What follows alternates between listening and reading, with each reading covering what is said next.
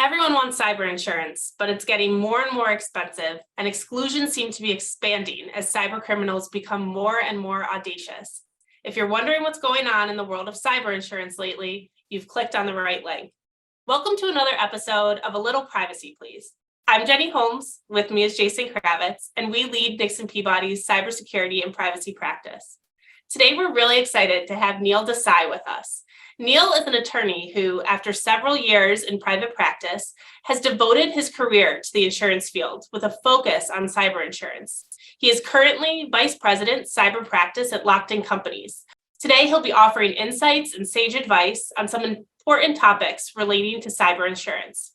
So Neel, let me start by asking a question that I hear a lot of my clients asking.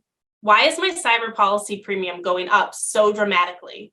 So the inability for carriers to really understand what exposure for ransomware actually looked like led to just kind of criminally cheap pricing. And once ransomware really exploded about 3 to 4 years ago, where not only were we seeing higher ransom demands, but ransomware as a service became a thing. So you had various criminal gangs throughout the world utilizing malware that they obtained from alternative means to leverage, ransomware across various company networks. And carriers started paying out 5-10 million limit claims on very, very minimally priced cyber insurance policies. We really saw the market start trying to overcorrect, and pricing really ballooned as a result of that. So it's really been a combination of a lack of stricter underwriting standards, not much education and actuarial data on what a ransomware claim or a cyber claim actually costs, and the resulting impact on the market was quite severe over the last 3 years and is now finally starting to stabilize some. I'm hearing from a lot of clients that the exclusions in cyber policies are evolving and they're expanding. Are there some things that companies who are evaluating different cyber policies should be looking for? So certain questions that they should be asking while they're doing this shopping, this comparative shopping? Yeah, absolutely. I think there are several areas that you really want to look at.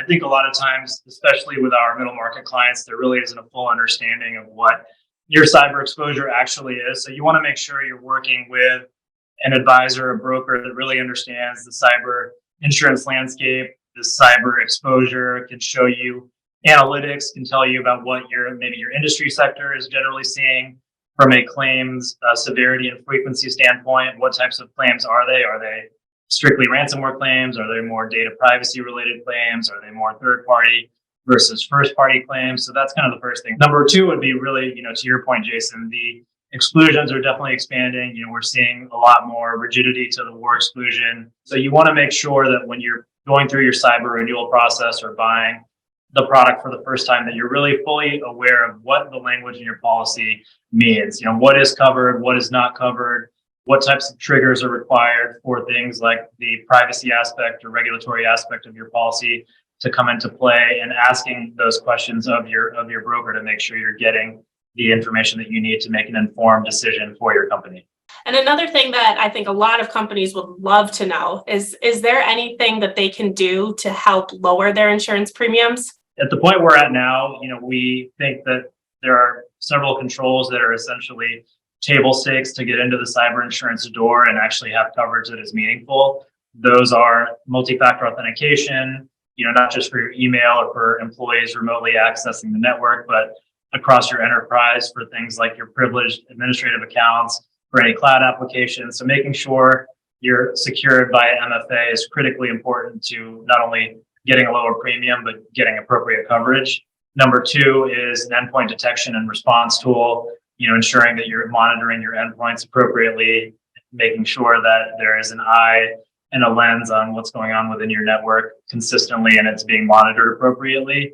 And then number three is really creating that resiliency across the enterprise. So backing up all of your data, your servers, making sure that in the event you do have a catastrophic ransomware event, that you're able to recover appropriately, that you can avoid paying a ransom, and that your insurer is comfortable that your business interruption loss is going to be substantially less than it would be if you did not have proper resiliency in place. So those controls are very important, but on top of that, providing good underwriting information is really key. So now as privacy laws across the U.S. states are starting to come back up and come into force in 2023, you really want to make sure that not only are you staying in compliance with these privacy laws, but you're showing the insurance markets that you have teams in place, not only from a cybersecurity technical standpoint, but also from a legal compliance standpoint. And trying to articulate and tell a story for your company is really, really key to achieving a lower premium and good coverage.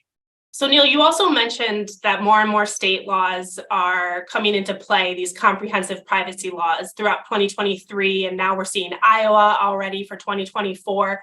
How are these new laws going to impact the cyber insurance space? Will violations of them be covered by a policy?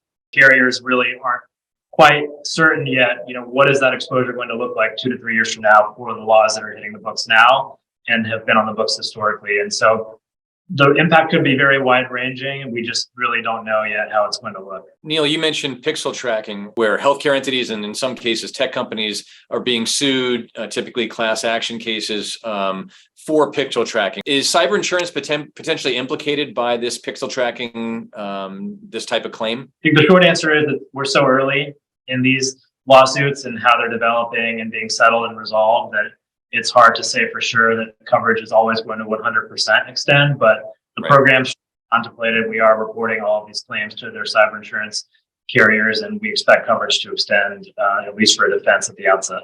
Thanks so much to Neel Desai today for sharing his insights on cyber insurance. And thanks to all of our viewers for tuning in to another episode of A Little Privacy, Please. We'll see you next time. We just had a client with a data breach. They were more concerned about renewing their policy than actually having to notify their customers.